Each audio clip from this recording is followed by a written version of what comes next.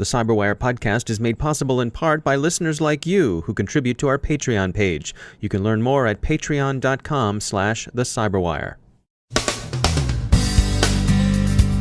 Equifax discloses a massive data breach it discovered on July 29th. Does that mean they're about a month delinquent? WikiLeaks' weekly Vault 7 dump departs from past practice with respect to content. The shadow brokers are back and offering a twice-monthly twofer. And intelligence community leaders agree on at least three things. They need a better security clearance process, they need Section 702, and nowadays, all intelligence involves cyber intelligence.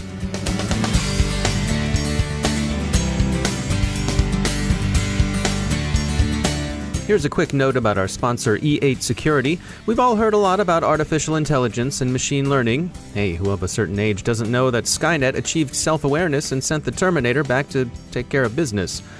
But that's science fiction, and not even very plausible science fiction. But the artificial intelligence and machine learning that E8 is talking about isn't science fiction at all. They're here today. And E8's white paper, available at e8security.com/cyberwire, can guide you through the big picture of these still emerging but already proven technologies. We all need to turn data into understanding and information into meaning. AI and machine learning can help you do that. See what they can do for you at e8security.com/cyberwire. And we thank E8 for sponsoring our show.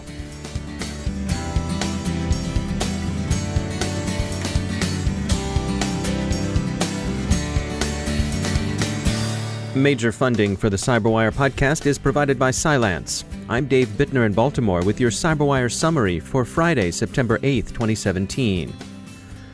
The big story in cybersecurity is yesterday's disclosure by Equifax, one of the big three U.S. credit bureaus, that it had sustained a data breach. And this breach is a big one. It affects 143 million individuals, mostly Americans, although data belonging to smaller numbers of citizens of some other countries, notably Canada and the United Kingdom, were also hit. It's known that the data was lost. Equifax disclosed that it had detected unauthorized access. So this isn't simply a case of, say, potential exposure of data inadvertently left out there on the web. Someone came in and took it. Among the information lost are names, social security account numbers, dates of birth, and addresses. Large subsets of the affected individuals also lost credit card numbers, dispute documents, and driver's license numbers. You'd say that seems like about everything, but Equifax would differ. The company says in its statement that its core credit record databases were uncompromised. Those are records of things like late payments, bad debts, and so on. Most observers have found that cold comfort at best. The data lost are more than sufficient to commit all manner of fraud and identity theft. How the breach occurred remains publicly unknown, and Equifax has been close-mouthed about the details. But there's considerable speculation online that the hackers exploited a patchable but unpatched flaw in Equifax's website. The company says it noticed the breach on July 29th and that it's called in a security company to help with remediation. They're also offering their identity protection and credit monitoring services free to affected individuals. Why affected individuals would sign up for such monitoring is unclear. Many journalists and security experts have looked into the proffered service and found it dodgy, hard to use, generally insecure, and probably an opportunity to be hit up for a paid renewal when the free offer expires. The company's response has struck most as tone-deaf. In most large-scale cyber incidents, there are varying degrees of sympathy for the victim and an acknowledgement of the victim's difficulties. Equifax is, as far as we can tell, getting none of this. The Twitter storm over the incident is massive and utterly unsympathetic. A great deal of this is schadenfreude from those who have found themselves at some point in their lives caught up in the iron web of credit evaluation. A lot of it comes from security people who are aghast at the apparent degree of carelessness with personal data. And no one appears to think that a 49-day delay between discovery and disclosure is acceptable. It may be difficult for the credit rating industry as a whole to continue in its present form. Equifax stock is down about 13% today, but there are a few things to point out. First, it's not necessarily the company's customers who are being hurt. It's the consumers those customers are paying Equifax to rate. Second, 3 senior Equifax executives sold significant blocks of their shares in the company between July 29th and yesterday. The company has said none of the 3, they included the CFO, knew about the breach when they sold, and that, anyway, they didn't sell all the shares they owned. There will be as many, if not more, lessons to be learned from this episode as a case study in incident response as there will from the forensic post-mortem itself. Further exploitation may already be in progress. We've seen creditable but unconfirmed reports that an extortion threat has been made online to Equifax. The annual Intelligence and National Security Summit, sponsored jointly by INSA and AFCEA, concluded yesterday in Washington, D.C. You'll find our continuing coverage of the summit on our website, thecyberwire.com. But here we'll mention 3 themes that came across very clearly to us at the conference.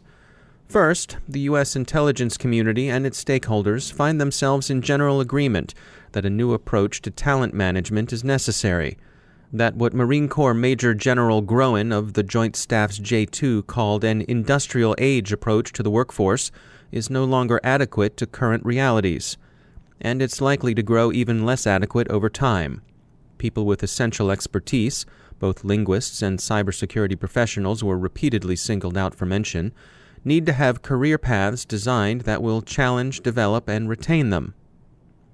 And there was a close to complete and universal agreement, as we've ever seen, that one aspect of the legacy approach to talent management, the security clearance process, is irretrievably broken. How it could be fixed remains unclear, but fixed it must be, senior intelligence community leaders agreed. They advocated in a general way 2 lines of reform that might be pursued, moving away from the current practice of regular re-examinations in favor of some form of continuous evaluation, and moving toward a serious risk management approach to personnel security. Second, the U.S. intelligence executives who spoke were unanimous in their support of Section 702 reauthorization. This section of the Foreign Intelligence Surveillance Act authorizes the intelligence community to target the communications of non-U.S. persons located outside the United States for foreign intelligence purposes. They thought that without Section 702 authority, their ability to accomplish their mission would, given current global communication realities, essentially vanish. All were at pains to stress the multiple layers of oversight designed to shield U.S. citizens' privacy from 702 surveillance.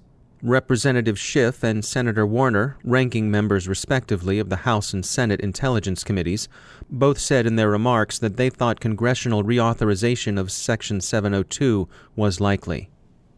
And the third point was obvious on reflection, although it could easily have been lost by the routine way in which it was treated. All intelligence is now effectively cyber intelligence. None of the traditional intelligence disciplines, not even imagery intelligence, mostly photos taken from aircraft or satellites, or human intelligence, the traditional spy craft of recruiting and running agents, among other practices, are conducted entirely outside of cyberspace any longer. As usual, WikiLeaks offered another dump from Vault 7 yesterday. It involved no cyber tools, but rather a missile control system. 2 things are worth remarking on the dump.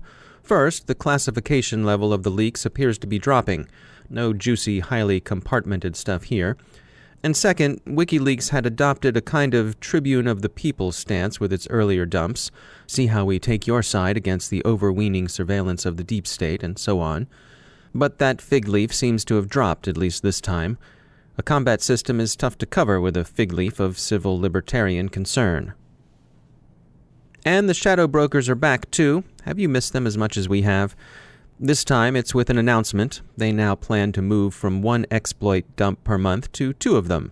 The twofer offer gamely maintains the broker's pose of selling stuff to make some coin at the Equation Group's expense. They're in it for the money, don't you see? As they say, if you be paying, the shadow brokers be playing. Don't be playing, kids. Or paying either. Just say no.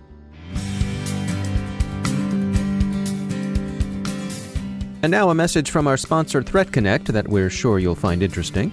Security analysts make decisions every day that can save, impede, or even wreck an entire organization. If they're going to win against the fast-moving, shifting threats in the wild, they need to be able to inform their analysis with threat intelligence and use it to orchestrate their security controls. ThreatConnect's Andy Pendergrast and the Enterprise Strategy Group's John Olczyk are 2 experts who will help you get your team ready to do just that. and they'll share their insight in a free webinar on September 14th. You can register at ThreatConnect.com/webinar. They'll explain how you can organize and inform your teams to put them inside the opposition's decision cycle for good. Go to ThreatConnect.com/webinar and reserve your place. Remember, that's 1 p.m. Eastern Time on September 14th. And we thank ThreatConnect for sponsoring our show.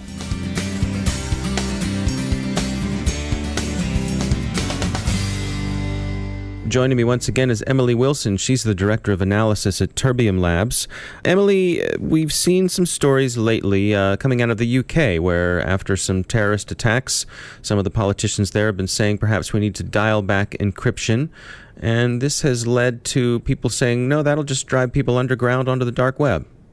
Yeah, I think there are two interesting points on that. One of them is that it comes around time and again. Every time something pops up, a terrorist attack, for example, where technology of some kind was involved, which is basically anything at this point. People were communicating about their plans. It's really easy for people to say, oh, well, we should end encryption. In the same way people pop up and say, oh, we should have backdoors, but only for law enforcement. It is overly simplistic in a way that I struggle to articulate clearly because I get so frustrated. It is entirely unreasonable to say that we need to end encryption because that would solve our problems. Sure. Okay. Great.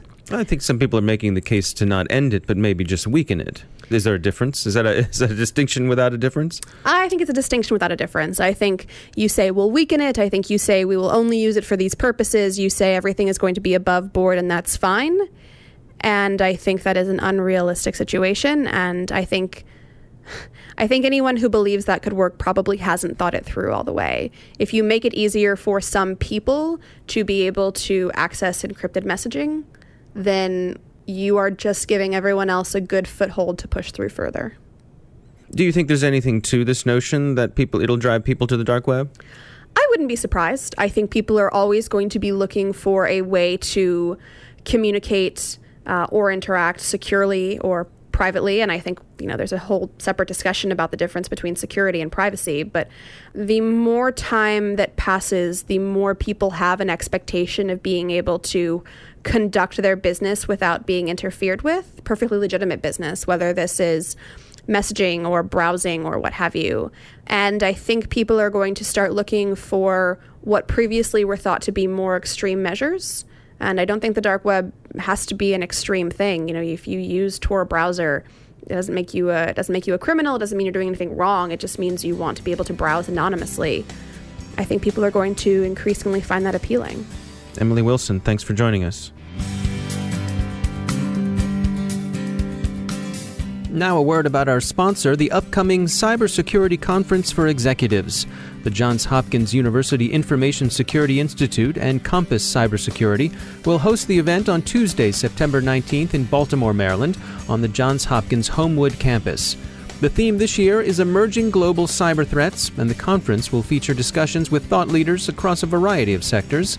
You can find out more and register at thecyberwire.com/JHU Compass. Learn more about the current and emerging cybersecurity threats to organizations and how executives can better protect their enterprise's data. Speakers include cyber lawyer Howard Feldman, IoT engineering expert Dr. Kevin Cornegay, and healthcare data security thought leader Robert Wood. You can find out more at thecyberwire.com/JHU Compass. And we thank the Cybersecurity Conference for Executives for sponsoring our show.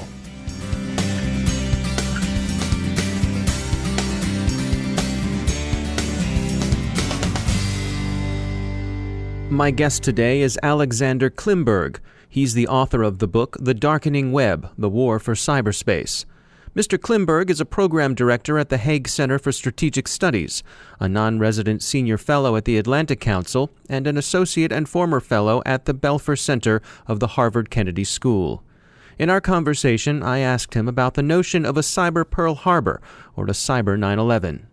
Those terms have become totem poles for those who subscribe all catastrophe scenarios to only those who have a vested interest in gaining something from them financially. In other words, everyone who talks about cyber 9/11, cyber Pearl Harbor is selling a cyber product.